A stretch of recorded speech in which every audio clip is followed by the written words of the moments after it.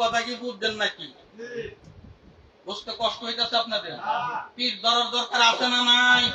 পীরের কাছে যাওয়ার দরকার আছে না নাই? আছে। আবার অনেকে কি কয়, বাপ মা থাকতে আবার পীর কি আছে? অনেকে কয় বাপ মা থাকতে আবার পীর কি? আমার বাপ মা আছে, পীরের কাছে মুড়ি দম না।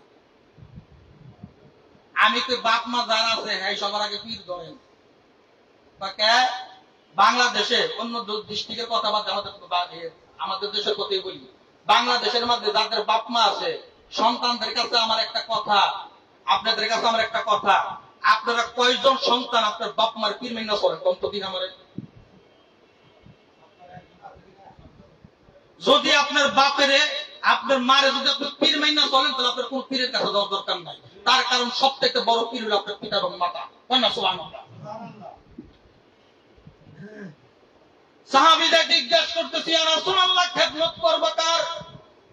বলতেছে মার। আবার বলতেছে ইয়া রাসূলুল্লাহ খেদমত করব কার? বলতেছে মার। আবার বলতেছে ইয়া রাসূলুল্লাহ খেদমত করব কার? বলতেছে মার।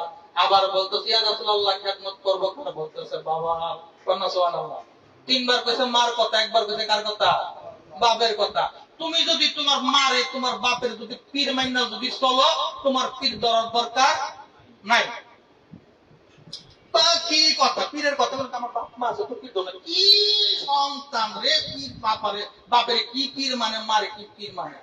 বউর কাছে মুড়ি দিয়ে হয়েছে। কার কাছে মুড়ি? বউর কাছে মুড়ি। সাধু বাবা, সাধু বাবা আমায় একটা তাবিজ দেন।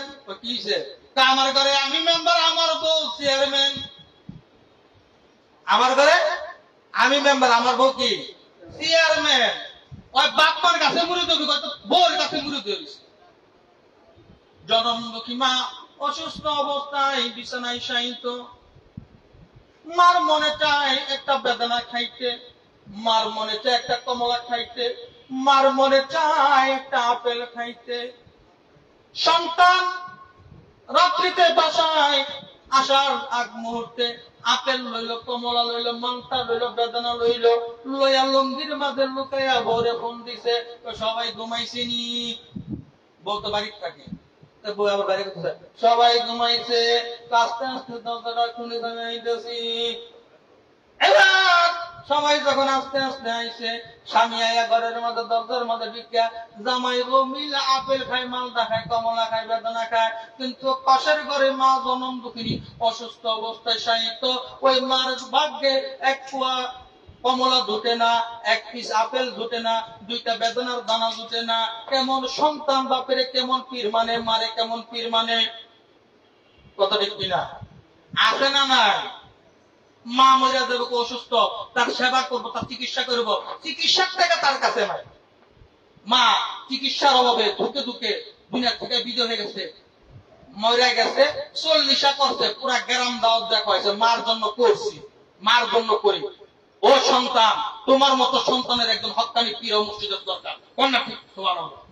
ওই হক্কানি পীরের কাছে গেলে, হক্কানি পীর মুর্শিদের কাছে গেলে শিখায় তোমার কি বাবা মা আছে? তো আছে। আগে বাবা মার খেদমত, তারপরে পীরের খেদমত। কন্যা সুবহানাল্লাহ। পীরের জন্য আপেল আইনো না, নাশপাতি আইনো না, বেদনা আইনো না। আগে মারে আপেল, নাশপাতি, বেদনা খাওয়াও, খাওয়াই এরপরে পীরের জন্য। পীরের সাথে নতুন টাকা দাম মুসাফা করো না, আগে তোমার বাপ মার সাথে নতুন টাকা দাম মুসাফা করো। আগে তোমার পিতা মাতা, এরপরে হলো পীর। কন্যা সুবহানাল্লাহ। আমাদের দেশে কিছু তথাকথিত কিছু নামদারি কিছু পীর আছে, তাদের নাম বললাম না। বাবার দরবারে আইস না খাইলা, যাইস না খাইলা, এই ধরনের কিছু পীর আছে না নাই?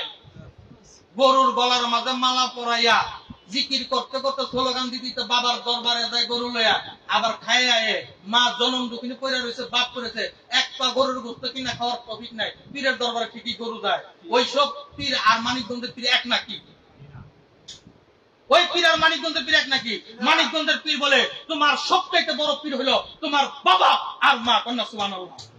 তোমার বাবা মা যদি তোমার প্রতি যদি অসন্তুষ্ট থাকে, বড় পীর আব্দুল কাদের জিলানীর ঠ্যাঙ্গে ধরে যদি ঝুলা থাকো, তোমার সাইরানার কাজ হবে না। এই জন্য ভাই আমাদের হক্কানি পীরের কাছে যাওয়ার দরকার আছে না নাই? আমার কথা কি বোঝাইতে পারছি আপনাদেরকে?